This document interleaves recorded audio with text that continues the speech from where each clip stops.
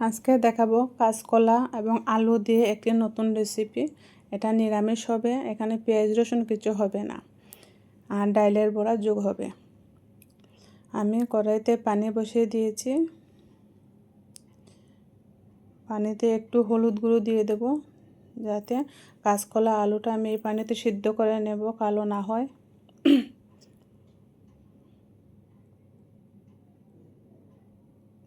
এভাবে সিদ্ধ করলে কাঁচকলাটা কালো হবে না। অনেক সময় দেখা যায় কাঁচকলা সিদ্ধ করার পর এটা কালো হয়ে যায়।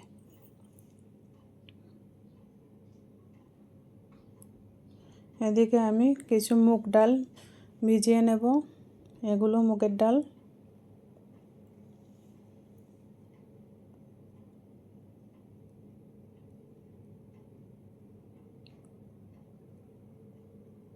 এগুলো আমি ভিজিয়ে কিছু সময় রেখে দেব।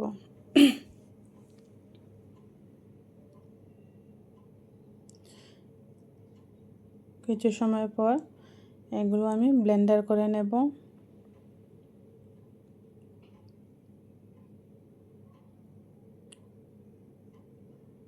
আমি ব্লেন্ডারটা করে নিয়েছি, তবে আমি একেবারে মিহি করিনি, দানা দানা রয়ে গেছে। এভাবেই ব্লেন্ডারটা করে নেবেন, একবারে মিহি করবেন না। একবারে মিহি করলে আবার খেতে টেস্ট হবে না। এভাবে একটু দানা দানা থাকবে। এদিকে আমার কাঁচকলা আলুটা সিদ্ধ হয়ে এসেছে।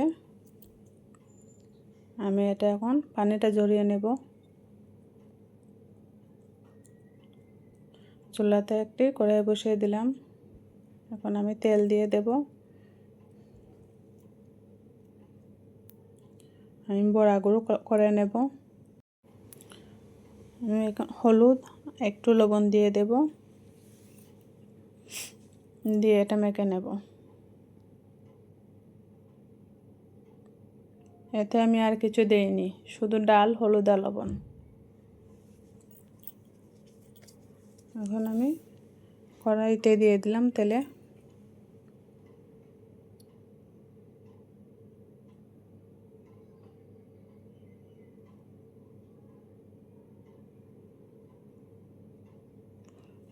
সবগুলো বড়া একই সাইজে দেবেন, তাহলে দেখতেও সুন্দর লাগবে। বড়াগুলো ভাজা হয়ে গিয়েছে।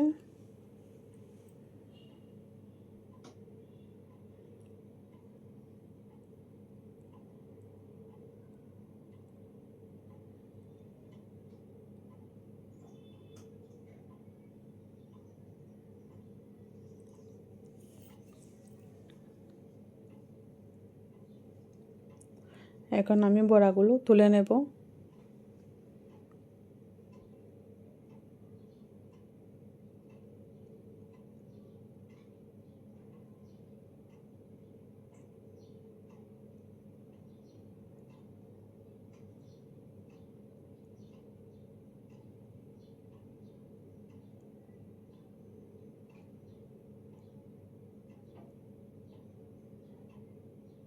এভাবে লাল করে ভেজে নেবেন। এখন আমি কড়াইতে কয়েকটা তেজপাতা ছেড়ে দিলাম, এগুলো ভাজবো। আজকে তরকারিটা আমি মেথি দিয়ে রান্না করব। কয়েকটা, সরি এটা মেথি না, এটা পাঁচফোড়ন দিয়ে দিলাম।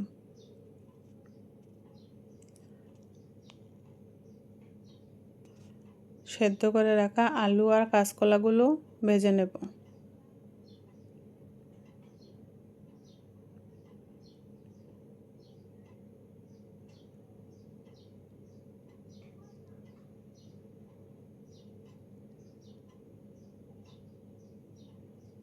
একটু হলুদ গুঁড়ো দিয়ে দিলাম,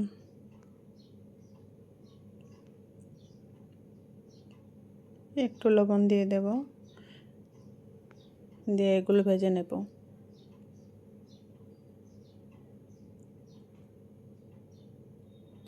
কয়েকটা কাঁচামরিচ দিয়ে দেব।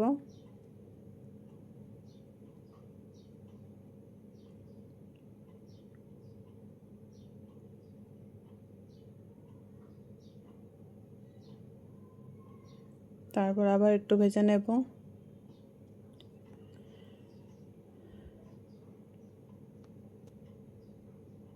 এখন আমি 1 চামচ জিরা গুঁড়া, 1 চামচ ধনিয়া গুঁড়া দিয়ে দেব।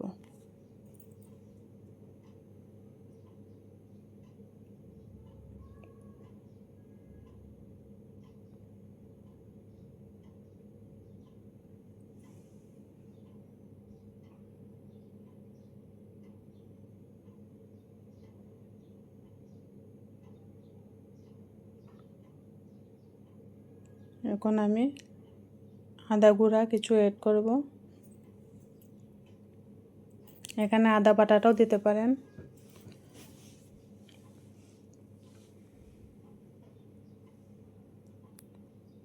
পাঁচফোড়ন গুঁড়া অল্প দিয়ে দেব।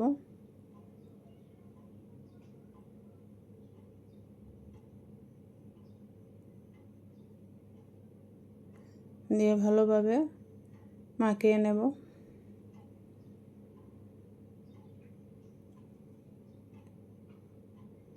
এখন আমি 1 চিমটি টেস্টি লবণ দিয়ে দেব। নিরামিষে টেস্টি লবণটা দিলে খেতে ভালোই লাগে। তারপর হিং দিয়ে দেব 1 চিমটি। এটা আপনারা চাইলে দিতে পারেন, আবার নাও দিলে দিতে পারেন, এটা অপশনাল।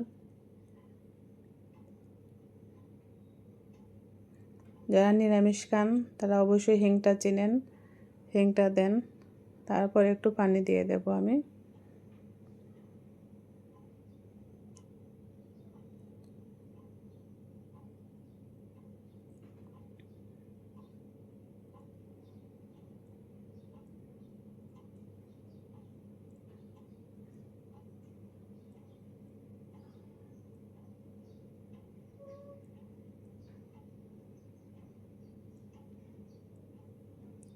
এখন আমি একটি লবণ দিয়ে দেব।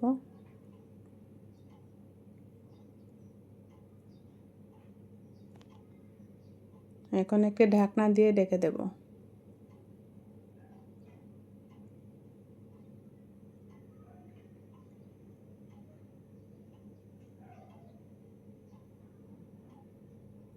তরকারিটা প্রায় হয়ে এসেছে। এখন আমি বড়াগুলো দিয়ে দেব।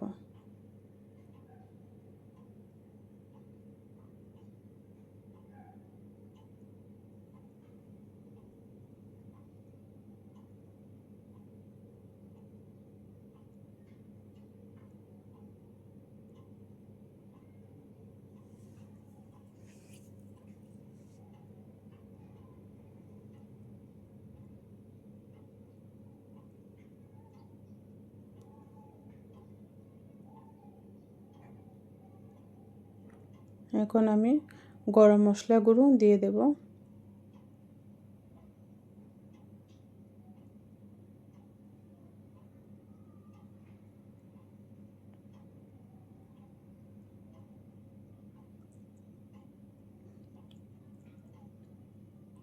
এখানে চাইলে আস্তা গরম মশলাও অ্যাড করতে পারেন, অথবা পাটা বেটেও দিতে পারেন। আমি এটাকে গুঁড়া করে রেখেছিলাম, এটা দিয়ে দিলাম। কিছু সময় জন্য ঢেকে দেব।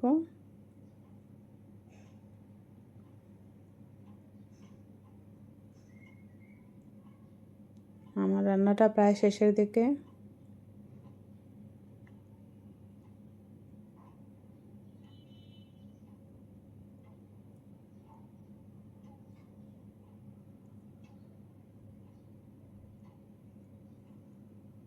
এখন আমি তরকারিটা নামিয়ে নেব।